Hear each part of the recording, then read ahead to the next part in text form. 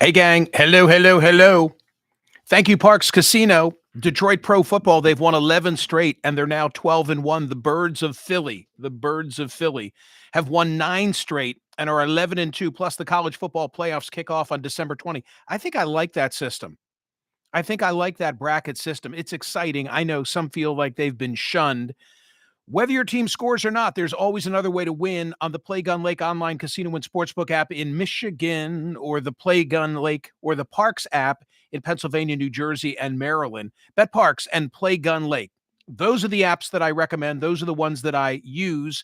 You can play all your favorite casino games for real money, get some skin in the game and bet sports, or you can play blackjack or craps or poker or roulette during the holiday season. When you've got some downtime, make it fun time. How about those online slots based on the movie Ted, one of my faves, Ted 2 with Brady in it? I told you that story, right? I met Tom Brady last spring. What do you say to Tom Brady when you meet him?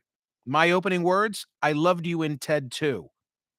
You got a big laugh out of it. And that was before that roast.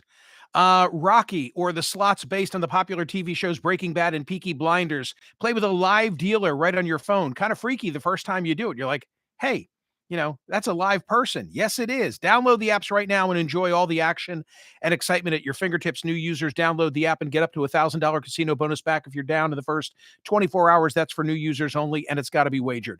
PlayGunLake.com or BetParks.com for details. Got to be 21, and in Michigan for the Play Gun Lake app, you got to be 21, in Pennsylvania or New Jersey or Michigan for the Bet Parks app. Gambling problem, 1-800-GAMBLER. Today's a New York Post kind of a day. At Wawa early this morning, I felt obliged to buy the New York Post because of two big crime stories on the front page. Although the headline for the Post on the Daniel Penny story is kind of weak. Enough is enough. Do you remember headless man found in topless bar? Now, that's a New York Post headline. The arrest of the alleged killer of the healthcare CEO at a McDonald's in Altoona. They've got that on the front page. And of course, they've got the Daniel Penny acquittal, which is the focus of today's poll question at Smerconish.com. This is really interesting. Danny Savalos, a guest on today's radio program, talking about this. They had already, in the Daniel Penny case, they had already deadlocked on charges of manslaughter, the more serious offense. And those charges were then dropped by the judge on Friday. So now they come back on the criminal negligence charge, the lesser charge. The difference between the two, the first requires an assessment and recognition of an awareness on the part of the defendant that he was aware of the risk that he was creating. That in this case, Daniel Penny was aware of the risk that he was presenting to Jordan Neely. But it's kind of illogical if you think about it this way. We don't know what the split was among the jurors on the manslaughter case, only that there was a deadlock, only that one or more than one individual wouldn't give on the more serious manslaughter case. That was on Friday. And yet by Monday, meaning yesterday, that person or that group of people who were willing to vote guilty on manslaughter now backed off on the criminal negligence case. Really odd. I mean, what is if I were Daniel Penny and his lawyers after the deadlocking on manslaughter, I would have figured I've got a problem for criminal negligence. But that didn't happen. That did not happen. I'm asking today at Smerconish.com, do you agree with the acquittal of Daniel Penny in the New York City chokehold case?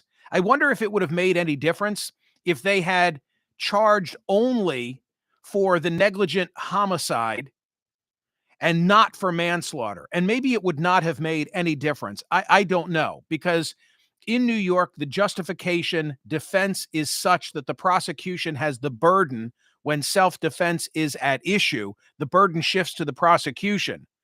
And there was just too much for prosecutors to overcome in this case, regardless of whether they charged for one or both. In other words, the obligation then becomes on the prosecution side of the equation to disprove the justification of self-defense. It's a sad case. It's a sad outcome. There's nothing here that I'm cheering. 30-year-old Jordan Neely had mental health and drug issues. He had a lot of priors. He had assaults in his past. He gets on an uptown F train last year. He's in a threatening manner. In fact, I'll tell you something else that is significant about this case. 9 witnesses were called by the prosecution who were on that subway car who all said that he was menacing. Why would the prosecution have called those witnesses? Because those witnesses' testimony was going to come in anyway, and the prosecution wanted to deal with it on their terms. So they called 9 witnesses who all said that he was menacing, he was yelling about being hungry, and he wanted to go back to jail. They were trying to diffuse testimony that they knew was coming. The prosecution focus was then all on Daniel Penny, that he had a right to intervene, but that he applied that chokehold for just too long. And when you cut away the legalese, that's really what the prosecution was saying. Fine that you intervened, but you should have let him go. You held him so long, 6-ish minutes, that he stopped moving and you were still holding him. So the defense in this case was to say that he was justified in keeping the chokehold and also to take issue with the cause of death. Jurors could not find proof beyond a reasonable doubt that Penny was not justified. That sounds like a double negative. It is, but that's that burden shift that I told you exists in New York when self-defense comes into play. Did Penny recklessly apply his chokehold to Jordan Neely? The jury said no. Jordan Neely, he needed help that he didn't get. I don't know enough about his background, just the reading that I've done with the scant analysis of the mental health issues that he had and the priors that he had. But I can't help but wonder as I read about this case if it's not another example of how we've erred on the side of giving those who are mentally ill and in need of assistance, that we go too far to recognize their independence, their autonomy. I always come back to the homeless that I see on a weekly basis when I'm in the city, and one location in particular, and we're so desensitized, and we've come to accept, well, if that person wants to live on a vent, then we're not going to intervene and make them do otherwise. I'm not sure that's the right call. I mean, the fact that that person is living on a vent, doesn't that in and of itself tell us they're incapable of protecting themselves and maybe protecting others? But this case, my vote is it's the right outcome. To answer the poll question, I think that it's the only outcome. And the reason that I say it's the only outcome is because if there had been a different outcome, then I worry about the next Daniel Penny. I mean, if you were on the F train headed uptown, think about it this way, or you're on a SEPTA subway train and you're headed for Lincoln Financial Field, and somebody gets on in a menacing way and you don't see a cop, you're kind of hoping and praying that there's a 26-year-old strapping Marine who knows a chokehold and is willing to intervene. And I worry that the next Daniel Penny wouldn't get involved if this Daniel Penny had been convicted. I mean, somewhere in the middle, as usual, lies the proper response. We don't want to give a green light to Bernard Goetz. You remember Bernard Goetz, right? You don't look so bad. Here's another. Weren't those his words? I'm going to ask on radio today about cases of intervention. Have you ever intervened? Would you ever intervene? I don't think you know whether you'll intervene until you're in that kind of a position. But that's why I come out and vote that the outcome was the right outcome.